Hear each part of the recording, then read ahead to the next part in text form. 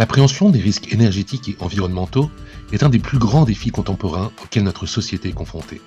C'est pour cette raison qu'EDF s'est associé avec l'École Polytechnique à travers 2 chaires.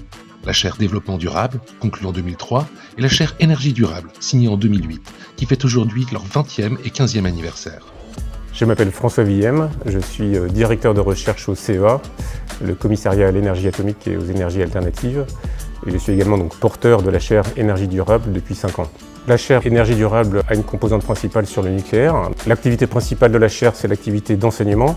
Donc quand cette chaire a été créée en 2008, c'était une période où on parlait de renaissance du nucléaire et il y avait de gros besoins de formation. La deuxième activité, c'est l'activité de recherche dans le domaine des énergies durables, dans les laboratoires de l'école, que ce soit en mécanique, physique ou mathématiques appliquées. Dominique Bureau, je suis le porteur de la chaire, c'est-à-dire j'anime son comité de pilotage en charge de la mise en œuvre de ses actions avec les 4 départements de l'école concernés, mécanique, sciences économiques, biologie et humanité et sciences sociales.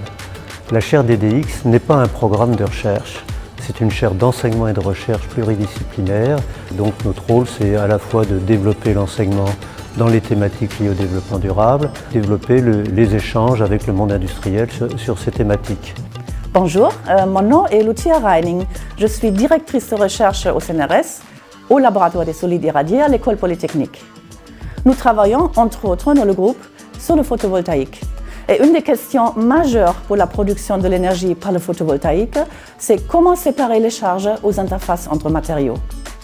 Grâce au soutien de la chaire, nous avons pu développer une nouvelle ligne théorique pour suivre en temps réel comment bougent les charges et comment est transportée l'énergie dans l'espace. Nous avons bâti sur ce thème une collaboration avec l'Institut photovoltaïque d'Île-de-France. Et c'est devenu un thème dans la durée. Parce que le jeune chercheur, Vitali Gorelov, qui a travaillé avec le soutien de la chaire, a été embauché ensuite par le CNRS exactement sur ce thème. Au fond, notre conviction, c'était qu'on avait besoin de beaucoup de sciences pour adresser les problèmes liés au développement durable, à la fois les problèmes liés au climat et les problèmes qui émergent de biodiversité, pour que les économistes comprennent comment fonctionnent les modèles climatiques, et de l'autre que les climatologues comprennent aussi comment fonctionnent les économistes par rapport à ces enjeux climatiques. On avait la conviction que Polytechnique, compte tenu du caractère polytechnique, était un endroit merveilleux pour pouvoir faire ce décloisonnement et ouvrir ce décloisonnement. Et le dialogue qui s'est créé a été tout à fait fructueux entre les disciplines. Je m'appelle Kylian Quatmer, je suis X 2014 et je travaille aujourd'hui chez EDF dans l'ingénierie nucléaire. Alors j'ai gardé un très bon souvenir des enseignements que j'ai eu à l'IX et ça m'a aussi donné une ouverture d'esprit pour comprendre des sujets un peu inattendus, nouveaux. Ce qui permet de développer l'ouverture d'esprit, je pense, c'est de proposer dans des cours qui traitent de thématiques assez larges comme les énergies, comme le nucléaire, et d'arriver à faire venir des intervenants de très grande qualité, qui ont eu des parcours très intéressants, qui occupent des postes à grosse responsabilité, qui ont réponse à plein de questions. Et le cours énergie du XXIe siècle, il apporte vraiment cette diversité de sujets et de personnes.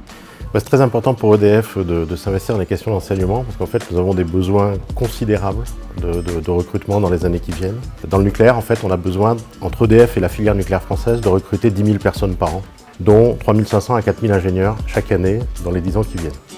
Et la somme du renouvelable, plus le stockage, plus le réseau, ça refait à nouveau à peu près le même chiffre. Il est important pour nous, du coup, d'être très bien maillés avec le tissu de formation, en particulier les grandes écoles.